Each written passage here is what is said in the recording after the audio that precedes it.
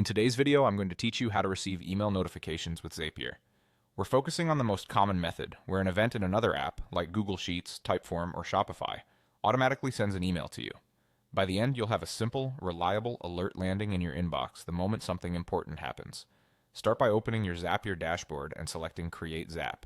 Give your Zap a clear name so you can recognize it later, especially if you plan to build more automations. Next, choose your trigger.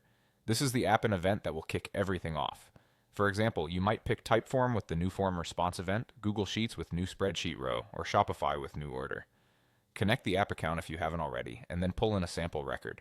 That sample helps you preview real data, like names, emails, and messages, so you can map it into your email later with confidence. Now set your action. Search for and select Email by Zapier as the action app. When prompted for the action event, choose Send Outbound Email. This sends a simple transactional email directly from Zapier, perfect for quick notifications and alerts. It's best for plain informative messages rather than newsletters or marketing blasts, and keeping the content concise helps with deliverability. Configure your email fields. In the To field, enter your own email address so the notification comes straight to your inbox. For the subject, customize it using data from your trigger. For example, you might say New Inquiry From and then insert the name field from your trigger sample. This makes every subject line instantly useful.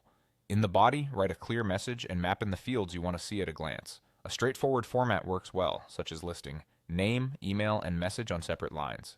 You can also include a link or identifier from the trigger, like a form entry URL or an order number, so you can jump back to the source quickly. Before you turn anything on, run a test. Zapier will send a test email using your sample data. Check that it arrives in your inbox, looks the way you expect, and includes the mapped fields. If it doesn't show up right away, check your spam folder and confirm that the trigger sample contains the data you mapped. When everything looks good, publish your Zap. From now on, each new trigger event will automatically send you an email. That's it, fast, clear notifications without any manual checking.